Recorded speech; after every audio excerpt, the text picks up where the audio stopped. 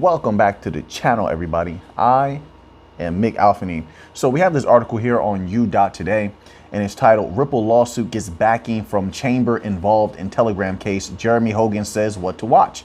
So it just seems everybody is getting in on the case these days. I think they see the writing on the wall that Ripple is most likely going to win this case. Like, don't get me wrong. This world is crazy. Anything can happen. Be prepared for anything. Hope for the best. Prepare for the worst. But there's just so many entities trying to get in on this now, and also not just in on the case, but trying to fight back against the SEC now. You see what Coinbase is doing now, aiding those other individuals in a lawsuit against the SEC. So even Coinbase is trying to fight back in their own way, even if it's by proxy. I want to read this little piece here, though. It's very interesting. It says, in its amicus brief for the Telegram case, the chamber argues that, quote, the SEC has acknowledged that at least some digital assets are not securities, and that the status of specific assets under the securities laws can shift over time. Nothing in this case calls for a broader ruling that digital assets are always or presumptively deemed securities. Listen, there literally is no regulatory clarity. There's no clarity on what they're considering a digital security, a digital commodity. I spent a good portion of today trying to look up what the CFTC is defining as a digital commodity. The only two cryptos, which is very suspect in my humble opinion, that either of these agencies is talking about that are clear-cut commodities are Bitcoin and Ethereum. How they could say that about Ethereum is mind-blowing. It's absolutely mind-blowing, and this is why people bring up Ethereum when they're talking about Ripple. How can you say that XRP is a security, or was offered as a security, if you're not going to say the same thing about Ethereum? Show me the exact differences of those two happenings, right? So, but those are the only two that I see that they're trying to just. There's no clarity about what the criteria are for them to be commodities, correct? Right? As of right now, and I mean, it's just all so confusing. It's ridiculous. And it's made that way for a reason, in my humble opinion. They needed to be confusing. They needed the markets to suffer a little bit. They wanted to hold it back a little bit. They know they can't stop it. You've even heard certain Congress members come out saying they can't stop crypto, but they definitely wanted to slow it down so that they could get a hold of it. The system always likes to take over everything. You know, just see what they did with the internet. The internet, like I said many times, the internet you use right now is just a tiny little piece of the internet. Then the rest of the internet, which they call the deep web, dark web, whatever, it's not all bad. It's just you can't access it. They only allow you to access what they want you to access because they took over the internet, right? It's curated, and they will do the same thing with crypto, with distributed ledger technologies. They will take it over and they will give you a curated offering. And when I say you, I mean the world, right? Of course, you're probably always going to have some sort of iteration of privacy coins that can't be tracked. So, but they'll put that on the outside, right? Most of the world won't know about that. And this is what I believe is going to occur when you have the true crypto apocalypse, crypto-geddon, whatever you want to call it. When regulatory clarity comes down and probably 99.5% of crypto is absolutely just devastated and it goes away. You're going to only have the bank coins. The bank coins will be the trusted offerings. It will be what moves the big money. And at that time, their prices probably already would have moved, but they will move exponentially, rapidly. They will go up and they will not come down. I mean, just based on sheer consistent high volume and value, they will not come down. It doesn't matter what anyone says. It doesn't matter how much they want to laugh, even though all the PDFs, all the meetings with the banks, the bank coins have done things that other crypto could only dream of. They're in meetings with the IMF, with the Fed. You saw the other day, Stellar has a relationship with a federal consultant, right? A consultant of the Federal Bank of Chicago. You know the different relationships Ripple has with the Fed, Algorand has with the Fed. The World Economic Forum loves XDC, loves XRP, loves XLM, Cello. I mean, come on. So it doesn't matter how much people want to be in denial. The truth is the truth. Now, who knows what's going to come out of all of this? We can't predict the future, but we can look at what path is being blazed, right? We can look at the evidence there, and everything points towards that these crypto will be the last one standing and that they will explode in value beyond what you can, predict based on a market cap and what has happened before. That will not apply to these things that will literally move, a great amount of value of the world, right? That stand to do that, that were built to do that. When Ripple says that XRP was made to move all the money, they're not lying. They're telling you the absolute truth, and they're telling you what they're explaining to people when they're sitting in business meetings. Look at all the pictures of Brad Garlinghouse sitting with Christine Lagarde, Kristalina Georgieva of the IMF. Of course, Lagarde is of the ECB, European Central Bank. The different panels they've sat on with the Bank of International Settlements, Augustin Carstens, their association with the Digital Pound Foundation, the Digital Euro Association, Faster Payments Council, the Faster Payments Task Force. How much more do you need? But you know why I say that? It's on my mind. If you guys don't mind me actually just talking a little bit for once, right? And just giving you a little piece of my mind. I mean, I only do this every once in a while. But I saw some individuals, and they were laughing at XRP and the prospects that XRP could explode in price in the future, and that it is it's a great asset to hold. And they were just laughing XRP to scorn and just making fun of it. And it just blew my mind, It blew my mind. It's just, I don't understand it. There's no way anyone does any research into XRP unless, like I said, people are getting paid behind the scenes or something like that to just FUD XRP. And I think that's definitely possible. I'm not saying that that's what's happening, but I think that's definitely possible. How could you possibly see all the evidence that's there and still go against this coin? And now, keep in mind, it doesn't matter to me whether people buy or sell. I don't care whether they hold it or not, but to outright just tell lies and say this is a bad asset, absolutely not. Now, maybe you could go out on a limb and say, hey, maybe it won't happen as the XRP army believes it'll happen. Okay, so be it. Maybe there's a little bit of reason there. Who knows how it's going to happen? All we care is that it does happen, right? And that what we are onto is based on factual evidence, PDFs, transcripts, meetings, televised panels, statements from all the big companies. Man, what a crazy world it is. It really is. Let's go on to another article here. This is also from U.Today. It says XRP can now be burned via Bitcoin payment app on the XRPL. Here is how.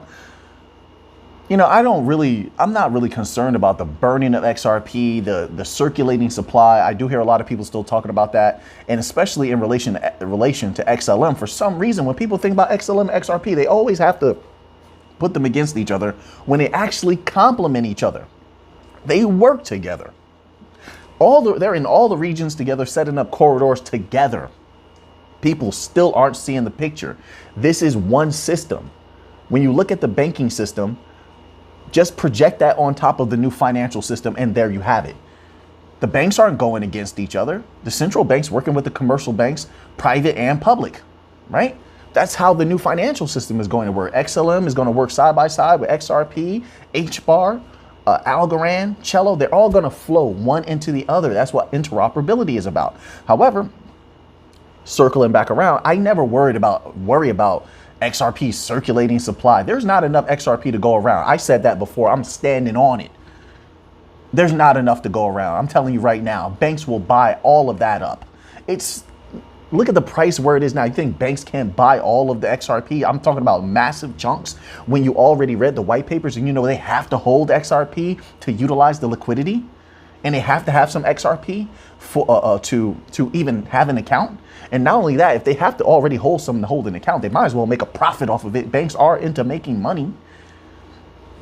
The people don't see it. I don't need them to see it. I really don't. But I don't like when people lie about an asset and say that it's a bad asset and and spread misinformation about something. That I don't like. I don't like liars. It's just not my nature. I don't care. I'm at a point in my life where I know exactly who I am. Know thyself. Know thyself is one of the most important things you could ever do. And I know myself, right? And so here I stand. And I'm not going to let people just lie on a particular asset. So anyway, same thing with XLM. Not worried about any circulating supply. XLM is, my goodness, I expect that price to explode. I do, 100%. Look at all the different connections, and I think XLM has laid lower than most. I think they're holding a lot of announcements that they could have made, and they didn't make it. They're laying low until the Ripple case is over with the SEC. So that way, just in case the SEC wants to act up, they can. because XLM and XRP are so closely related. Well, if XRP gets regulatory clarity, it would be a waste of time to really go after XLM now, wouldn't it? Yes, it would. That's logical, in my humble opinion. Then you look at how XLM is getting, Stellar is trying to get real close to the CFTC. Danelle Dixon says she's heading back to Capitol Hill for a meeting, right? Or whatever that's going to be. Then also they have the CFTC head coming to Meridian. That's significant. We're going to get into that a little bit later. But anyway, circling back around. Yeah, I don't worry about XRP getting burned at all. It's going to be a lovely price. In my humble opinion, it's not financial advice. I'm not a financial advisor.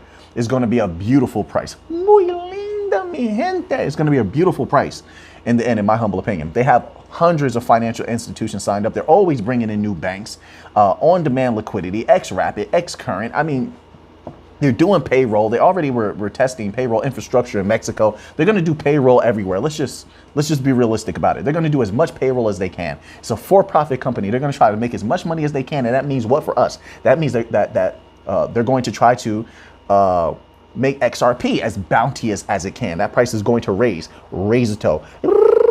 Raise a toe. It's going to raise, in my humble opinion. All right, make your own decisions.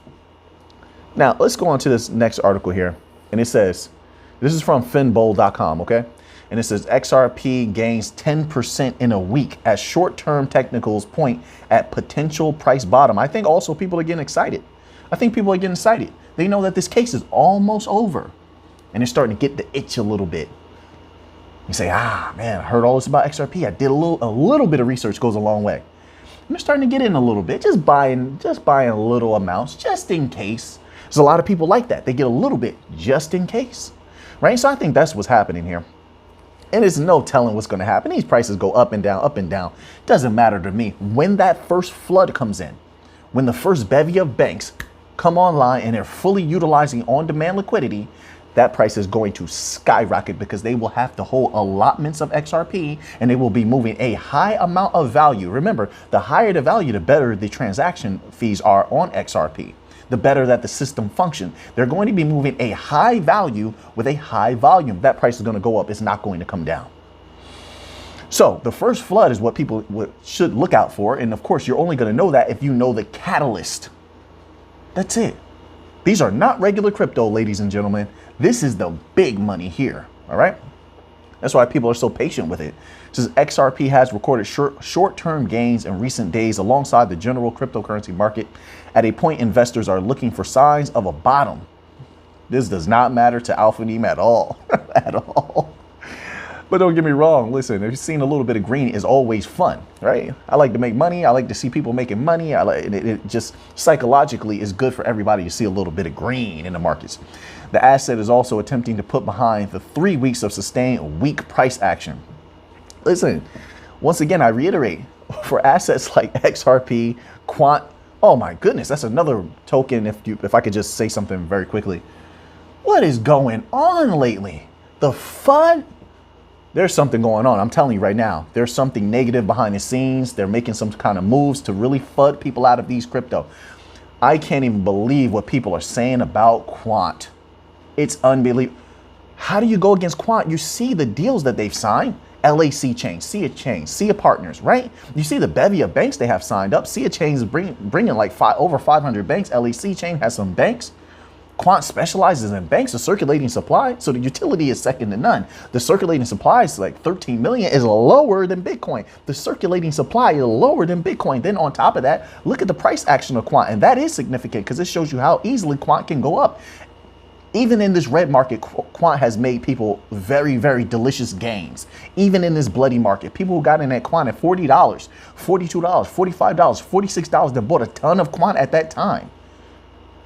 And it has gone up. Today I saw Quant, it was $108. People are still up. They're doing they're doing wonderfully right now with Quant. But still, when I'm doing research on Quant and I'm looking at articles and such like that, of course, not so much with PDFs and stuff like that. The PDFs are very nice when it comes to Quant, but and transcripts as well, and everything else. But when I read certain articles and see certain videos, people are just very negative on Quant. And it's highly irrational in my humble opinion. So just be careful of that FUD out there. It's getting very thick, very, very thick. Three cryptos I've seen the FUD really increase on XRP lately. And above XRP, a whole lot of negative, very negative FUD on HBAR. It's mind blowing. HBAR and Quant. And they are three of the most, I think they'll be three of the most explosive bank coins in the future, right? Algorand is also up there. It's going to explode. Algorand and Cello also, they explode very, very easily. Cello explodes very easily. So now let's go here. This is from CFTC.gov. And I wanted to cover a little bit of this because we need to understand who's going to be working with Stellar and certain assets and who they're trying to communicate with. And the CFTC is a very important player when it comes to the regulation, the fair regulation of crypto as commodities, and not being completely crushed by the SEC, right? So this is a little tidbit from a speech that was made by the head of the CFTC. And let's just read this little tidbit here. It says, the metaverse is here now. The metaverse is here now. Corporations, venture capital, and private equity have already invested more than $120 billion into the metaverse space in the first five months of 2022. Now, when we think about the metaverse, like I said, if you keep in mind with regulatory clarity, most of crypto is going away, then who's going to be moving most of the value in the metaverse? Who has the best security? That's the bank coins. Hedera, Zenfin, XDC, XRP, XLM. I think that they will be major winners in this if everything continues to go according to plan. It says, I would like to share some statistics. A recent McKinsey and company report found that some 95% of business leaders expect the metaverse to have a positive impact on their industry within 5 to 10 years. So everyone's on a similar time scale, right? Time frame. Let's go to this little piece here. It says the metaverse or not. I would distinguish the idea of the metaverse from Web3.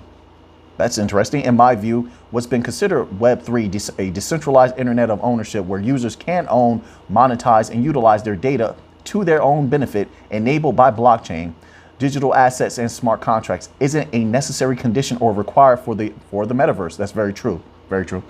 But Web3 could unlock more of the open metaverse's potential.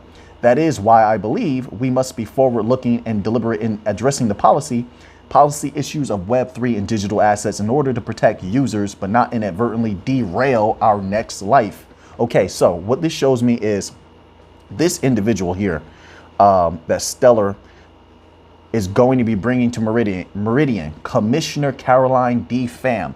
This is why I read these type of things, to know who we're dealing with. This is a very knowledgeable person who's very pro crypto, understands what they're all about, and seems to want to move forward. Also, keep in mind, one of the bills that they were pushing in the government would take most of crypto and put it under the control of the CFTC. And I do believe 100% that XRP, XLM should be listed as commodities and under the control of the CFTC, who would treat us fairly. And that's why Stellar is having them come to Meridian, having Commissioner Caroline D. Pham come to Meridian, and also why Denell Dixon's going back to Capitol Hill. What's going to come out of these interactions is going to be major. We have to keep our ears open and hope that they keep us abreast of what's going on. Let's hope they write up a document. Usually Denell Dixon does, and Denell Dixon keeps us well informed. So we're going to have to look out for that and really tear apart those documents when they're released, those transcripts or posts, blog posts, whatever she's going to do. We have to tear them apart because there can be very crucial information involved. But this is very, very good. So I hope Stellar continues to get closer and closer to this commissioner of the CFTC. Okay, so then there's another article on Forbes.com. I wanted to just read this a little bit. Once more, it gives us a little bit more information on who we're dealing with, the psychology and the mind state of the individual who could possibly make a huge impact on us when it comes to regulatory clarity. So this here is from Forbes.com, and Forbes asked the question to the commissioner. It says, another example, aside from the digitization of markets, of how the CFTC approaches novel technologies and changes in the market infrastructure is swaps. In past interviews, you mentioned how certain derivative contracts in crypto perhaps could be considered swaps. Could you expand? So I just want to show you the knowledge of this individual. Pham says, when you look at the different crypto assets that are out there that are used for trading purposes, you have these sorts of novel and digitally native crypto assets. Sounds a lot like XLM, doesn't it? But then she continues on, like Bitcoin. So those are digital commodities. XLM is the native token, which if you look at the linguistics of that is used by Stellar, they try to minimize it really when they speak about it, even though it's a crucial part of the blockchain, right? It's used for transaction fees. It's also used to keep out like bad actors or such like that, right? To provide that little bit of friction, but also it's involved in surge pricing and such like that. But they try to minimize it and not talk about it a lot. Then on top of that, it's sufficiently decentralized. So you have all of these different companies building on Stellar, utilizing Stellar. Anybody can build on Stellar. It's sufficiently decentralized. XLM is a commodity. Now, while the SEC hasn't really directly gone after us and stuff, of course, we heard what I think it was Grayscale said. We don't even want that problem whatsoever at all. And if we can achieve regulatory clarity, it doesn't matter which of the bank coins does it first. It will have a domino effect across the board, in my humble opinion. So to have someone who thinks like this is very good, in my opinion. Another reason why, like I said, Stellar's trying to bring them in, and they will be at Meridian.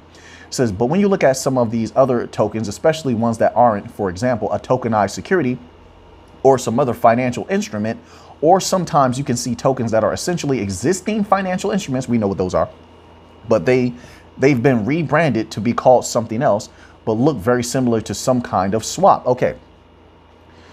So now we understand, like, this is like just in this little paragraph and in these short posts that I've read, we can see that we're getting more clarity, more clarity from the CFTC in these articles than we've gotten from the SEC the entire time that Gary Gensler's been in charge. It's unbelievable, but things are moving in a very, very good direction, in my humble opinion. Okay, so now we're going to close out with a little bit of XDC news, because XDC is doing major things. This is from finyear.com, and the article goes as such. XDC network to integrate groundbreaking DeFi and compliance technology from Securrency. So XDC becomes even stronger. And I believe recently that they were the ones that upgraded their security to military grade security. It was either them or HBAR. And I remember they both did something with upgrading their security around the same time. It says Securrency, a leading blockchain-based financial markets infrastructure and products company, announced today that it will deploy its proprietary digital asset composer on the XDC network, a state-of-the-art blockchain with a mature ecosystem and a particular focus on real-world applications in global trade and finance.